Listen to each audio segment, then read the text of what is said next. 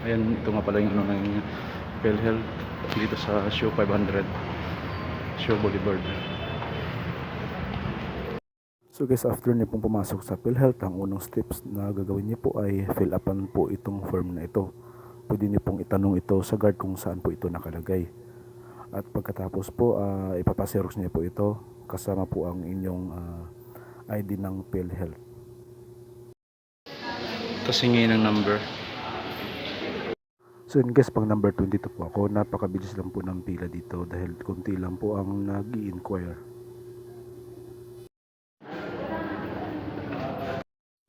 So guys, sa loob po ng 13 taon na pagka-membro ko sa SSS, 2 beses lang po nakapag-inquire kung kailan po ako nagpapaturok para sa anti-rabies na bakuna.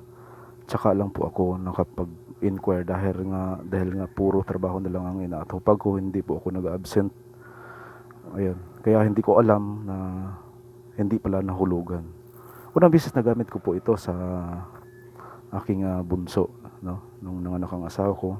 Pangalawang beses nung 2019, nakalmot lang po ako ng aso, nagpaturok po ako sa San Lazaro. Kailangan po ng PhilHealth kasi pagkat napakamahal po ng gamot na ituturok sa akin dahil 3 beses po akong tinurukan.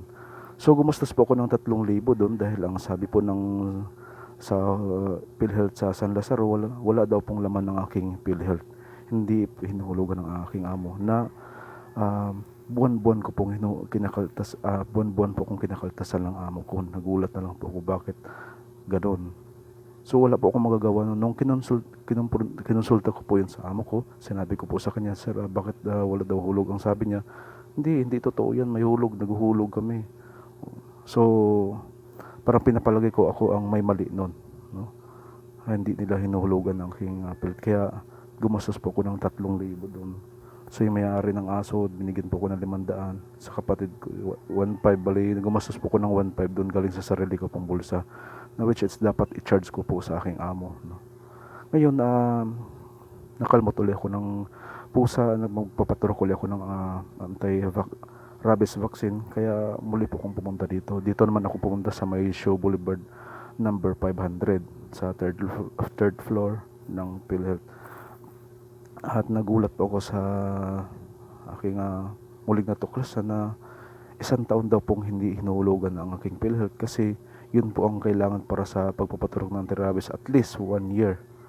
Ayun guys, so, ang hulog po ko po dyan sa PhilHealth ay umabot po ng 300 buwan-buwan ang kaltas nila sa akin.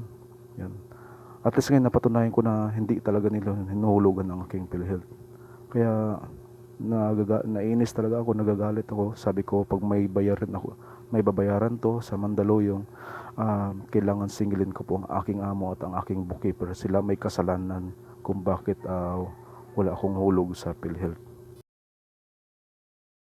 Ayan guys, ito nga pala ang itsura ng MDR form. Ito yung binigay sa akin ng PhilHealth. And hindi po ako hinuhulugan ng 1 taon. Mabuti na lang na dito sa Mandaluyong libre po ang pagpapaturok sa bakuna. Hindi, gumastos po talaga ako ng libo-libo. Kaya salamat po ng napakarami Mayor Ben Abalos at sa kanyang asawa yata yun. Nagpapasalamat po ako sa inyo, Mayor at Vice Mayor, sapagkat napakaganda po ng inyong talagang serbisyo. Napakalaking tulong po para sa mga taga Mandaluyong. Sana asikasuhin to ng aking amo at ang aking bookkeeper sapagkat hindi po ako papayag na lulukuhin po ako, no? Hindi ko alam kung sino po ang nagluloko sa akin, kung bookkeeper ko ba, no? Mayroon mag-judge. Sana wag nila tong uulitin.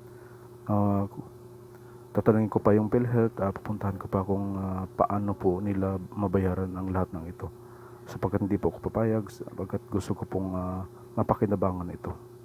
Yun lang guys, sana po sa mga member po ng PhilHealth, kung sino po sa inyo dyan, sana po lagi niyo pong i-monitor ang hulog ng inyong mga benepisyo, no? PhilHealth, SSS, tsaka Pag-ibig. Dapat taon-taon kayo nag-i-inquire para bago kayo umalis sa inyong trabaho kung aalis man kayo, para hindi po sayang ang inyong pinagpaguran, dahil obligasyon po nila na mga employer na bigyan tayo ng benepisyo dahil po yan ay nasa ating batas sa Pilipinas. Ayan, sana po nakatulong po itong video na ito para sa inyong lahat. Shoutout nga pala sa 2,936 na mga subscribers, sa lahat ng viewers, member, Chris Tutorials.